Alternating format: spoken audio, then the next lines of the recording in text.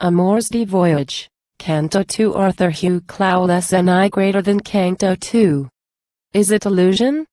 Or does there a spirit from perfecter ages, here, even yet, amid loss, change, and corruption, abide? Does there a spirit we know not, though seek, though we find, comprehend not, here to entice and confuse, tempt and evade us, abide? Lives in the exquisite grace of the column disjointed and single, haunts the rude masses of brick garlanded gaily with vine, e'en in the turret fantastic surviving that springs from the ruin, e'en in the people itself? Is it illusion or not? Is it illusion or not that attracteth the pilgrim transalpine, brings him a dullard and duns hither to pry and to stare? Is it illusion or not that allures the barbarian stranger, brings him with gold to the shrine, brings him in arms to the gate? Less than / greater than I Clough to Eustace. What do the people say, and what does the government do? You ask, and I know not at all. Yet fortune will favor your hopes. And I, who avoided it all, am fated, it seems, to describe it. I, who nor meddle nor make in politics, I who sincerely put not my trust in leagues nor any suffrage by ballot, never predicted Parisian millenniums, never beheld a New Jerusalem coming down dressed like a bride out of heaven right on the Place de la Concorde, I, nevertheless, let me say it, could in my soul of souls, this day, with the Gaul at the gates shed one true tear for thee, thou poor little Roman Republic. What, with the German restored, with Sicily safe to the Bourbon, not leave one poor corner for native Italian exertion? France. It is fully done.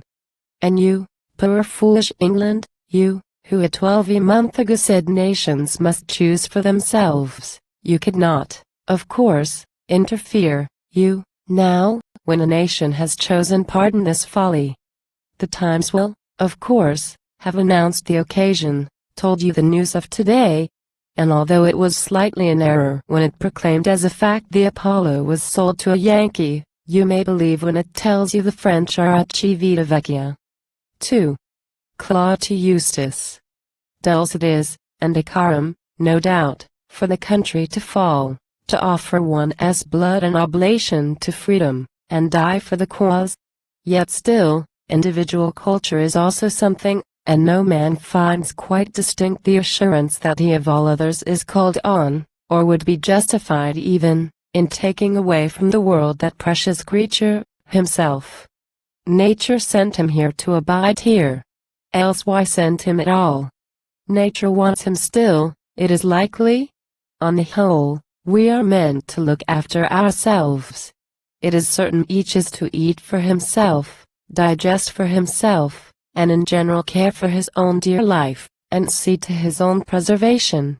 Nature's intentions, in most things uncertain, in this are decisive, which, on the whole, I conjecture the Romans will follow, and I shall.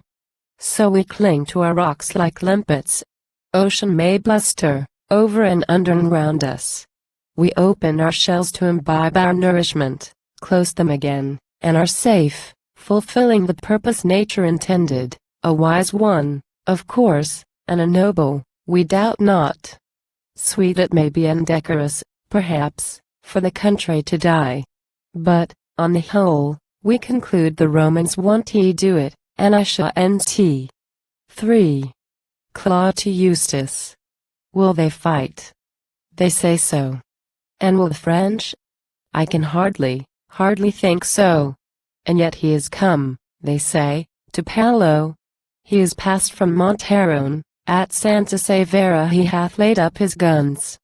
But the Virgin, the daughter of Roma, she hath despised thee and laughs thee to scorn, the daughter of Tiber, she hath shaken her head and built barricades against thee. Will they fight? I believe it. Alas! 'Tis ephemeral folly, vain and ephemeral folly, of course, compared with pictures, statues, and antique gems. Indeed, and yet indeed too, yet methought, in broad day did I dream, tell it not in St. James's, whisper it not in thy courts, O Christ Church. Yet did I, Waking, dream of a cadence that sings, si toment nos gens heroes, la terre in produit de nouveau contervus bus prates a grave sabatter. Dreamt of great indignations and angers transcendental, dreamt of a sword at my side and a battle horse underneath me. 4. Clough to Eustace. Now supposing the French or the Neapolitan soldier should by some evil chance come exploring the Maison Cerny where the family English are all to assemble for safety, am I prepared to lay down my life for the British female? Really, who knows? One has bowed and talked, till, little by little, all the natural heat has escaped of the chivalrous spirit. Oh, one conformed, of course. But one don't he die for good manners, stab or shoot, or be shot, by way of graceful attention. No, if it should be at all, it should be on the barricades there. Should I incarnate never this inky pacifical finger, sooner far should it be for this vapor of Italy as freedom, sooner far by the side of the needy and dirty plebeians. Ah, for a child in the street I could strike.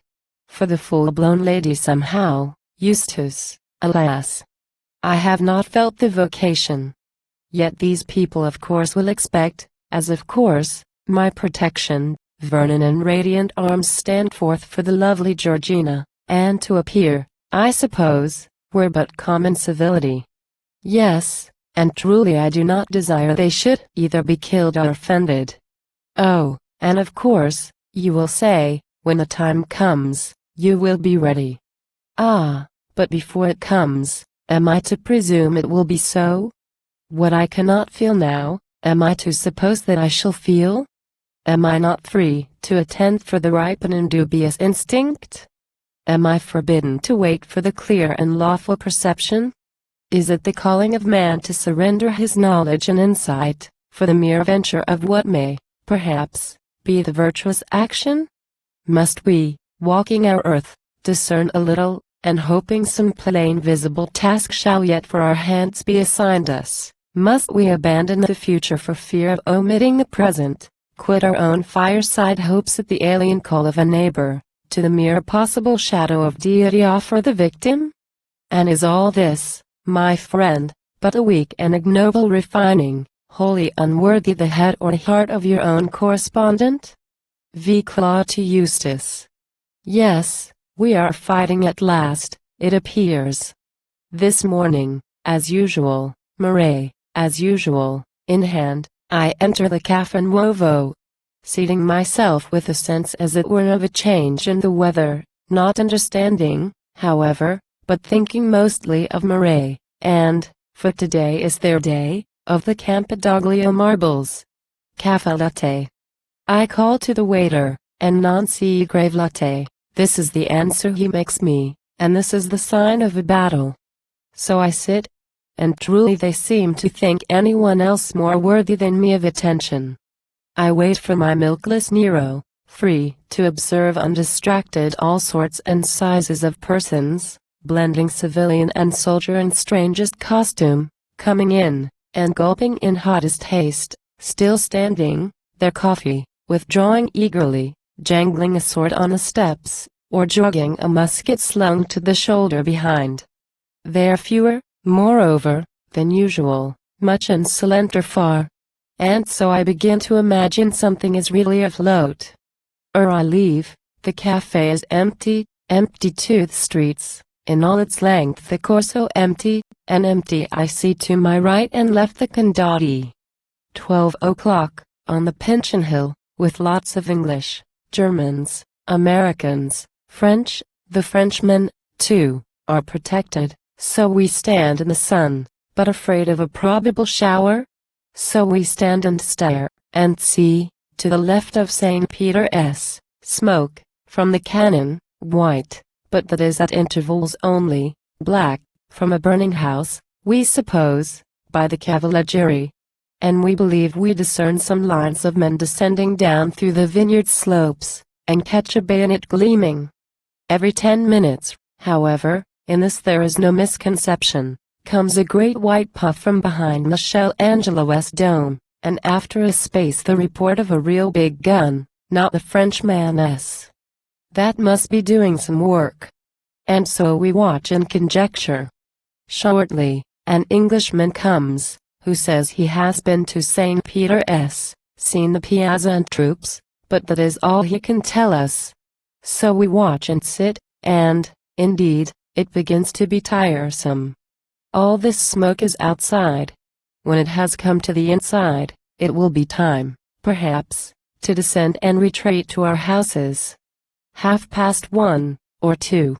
The report of small arms frequent, sharp and savage indeed.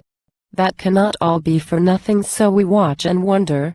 But guessing is tiresome, very. Weary of wondering, watching, and guessing, and gossiping idly, down I go, and pass through the quiet streets with the knots of National Guards patrolling, and flags hanging out at the windows, English, American, Danish, and, after offering to help an Irish family moving en masse to the Maison Cerny, after endeavoring idly to minister balm to the trembling quinquagenarian fears of two lone British spinsters, go to make sure of my dinner before the enemy enter. But by this there are signs of stragglers returning. And voices talk, though you don't believe it, of guns and prisoners taken. And on the walls you read the first bulletin of the morning. This is all that I saw, and all I know of the battle. 6. Clough to Eustace. Victory. Victory. Yes. Ah, yes, thou Republican Zion, truly the kings of the earth are gathered and gone by together. Doubtless they marveled to witness such things, were astonished, and so forth. Victory. Victory. Victory. Ah, but it is, believe me, easier far, to intone the chant of the martyr than to indite any pun of any victory. Death may sometimes be noble, but life, at the best, will appear an illusion. While the great pain is upon us, it is great. When it is over, why, it is over. The smoke of the sacrifice rises to heaven, of a sweet savor, no doubt, to somebody. But on the altar, lo, there is nothing remaining but ashes and dirt and ill odor. So it stands, you perceive. The labial muscles that swelled with vehement evolution of yesterday Marseillases, articulations sublime of defiance and scorning, today collapse and languidly mumble, while men and women and papers scream and re-scream to each other the chorus of victory. Well, but I am thankful they fought, and glad that the Frenchmen were beaten. 7. Clough to Eustace. So, I have seen a man killed. And experienced that, among others. Yes, I suppose I have. Although I can hardly be certain, and in a court of justice could never declare I had seen it. But a man was killed, I am told, in a place where I saw something. A man was killed, I am told, and I saw something. I was returning home from St. Peter's. Murray, as usual, under my arm, I remember, had crossed the St. Angelo Bridge, and moving towards the Condotti, had got to the first barricade, when gradually, thinking still of St. Peter's, I became conscious of a sensation of movement opposing me, tendency this way such as one fancies may be in a stream when the wave of the tide is coming and not yet come, a sort of noise and retention. So I turned, and, before I turned, caught sight of stragglers heading a crowd, it is plain, that is coming behind that corner. Looking up, I see windows filled with heads. The piazza, into which you remember the Pont St. Angelo enters, since I passed, has thickened with curious groups. And now the crowd is coming, has turned, has crossed that last barricade, is here at my side. In the middle they drag at something. What is it? Hectares. Bare swords in the air, held up. There seem to be voices pleading and hands putting back. Official, perhaps. But the swords are many, and bare in the air. In the air? They descend. They are smiting, hewing, chopping at what? In the air once more upstretched. And is it blood that is on them? Yes, Certainly blood. Of whom, then? Over whom is the cry of this furor of exultation? While they are skipping and screaming, and dancing their caps on the points of swords and bayonets, I to the outskirts back, and ask a mercantile-seeming bystander, what is it? And he, looking always that way, makes me answer, a priest, who is trying to fly to the Neapolitan army, and thus explains the proceeding. You didn't see the dead man? No. I began to be doubtful. I was in black myself, and didn't know what mightn't happen, but a National Guard close by me, outside of the hubbub, broke his sword with slashing a broad hat covered with dust, and passing away from the place with Marie under my arm, and stooping, I saw through the legs of the people the legs of a body. You are the first, do you know, to whom I have mentioned the matter. Whom should I tell it to else? These girls? The heavens forbid it. Quid nix et monaldinies. Idlers upon the pension? If I rightly remember, it happened on that afternoon when word of the near approach of a new Neapolitan army first was spread. I began to bethink me of Paris Septembers, thought I could fancy the look of that old 92. On that evening 3 or 4, or, it may be, 5, of these people were slaughtered. Some declared they had, one of them, fired on a sentinel. Others say they were only escaping. A priest, it is currently stated, stabbed a National Guard on the very Piazza Colonna. History, rumor of rumors, I leave it to thee to determine. But I am thankful to say the government seems to have strength to put it down. It has vanished, at least. The place is most peaceful. Through the Trastevere walking last night, at 9 of the clock, I found no sort of disorder.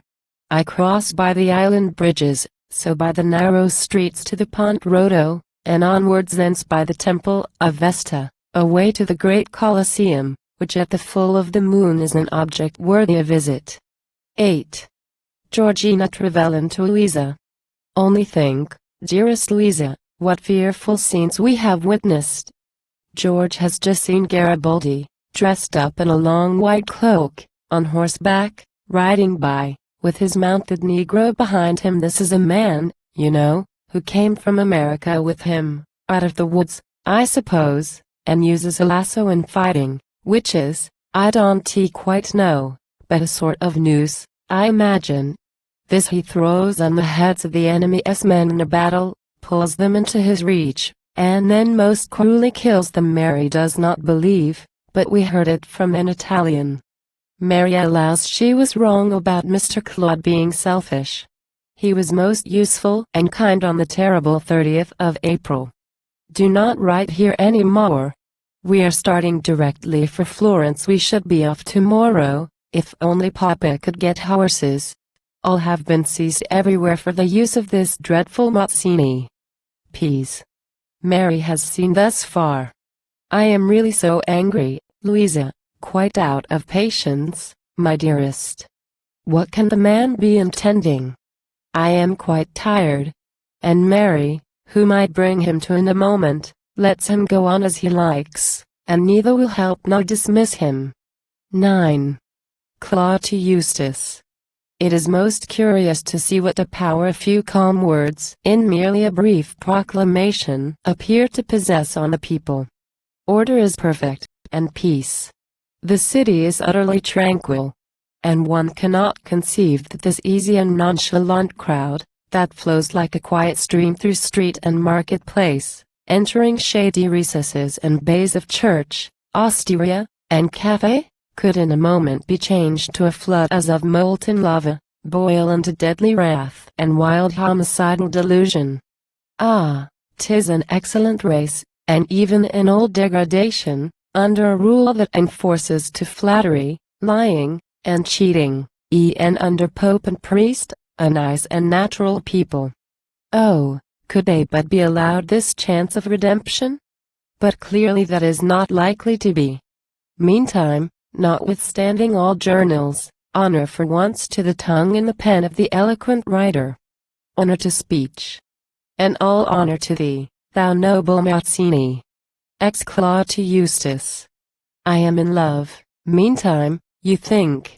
No doubt you would think so. I am in love, you say. With those letters, of course, you would say so. I am in love, you declare. I think not so. Yet I grant you it is a pleasure indeed to converse with this girl. Oh, rare gift, rare felicity, this. She can talk in a rational way, can speak upon subjects that really are matters of mind and of thinking, yet in perfection retain her simplicity. Never, one moment, never, however you urge it, however you tempt her, consents to step from ideas and fancies and loving sensations to those vain conscious understandings that vex the minds of mankind. No, though she talk, it is music. Her fingers desert not the keys. 'Tis song, though you hear in the song the articulate vocables sounded, syllabled singly and sweetly the words of melodious meaning. I am in love, you say. I do not think so, exactly. 11. Clough to Eustace. There are two different kinds, I believe, of human attraction, one which simply disturbs, unsettles, and makes you uneasy, and another that poises, retains, and fixes and holds you. I have no doubt, for myself, in giving my voice for the latter. I do not wish to be moved, but growing where I was growing, there more truly to grow, to live where as yet I had languished. I do not like being moved, for the will is excited, and action is a most dangerous thing. I tremble for something factitious, some malpractice of heart and illegitimate process.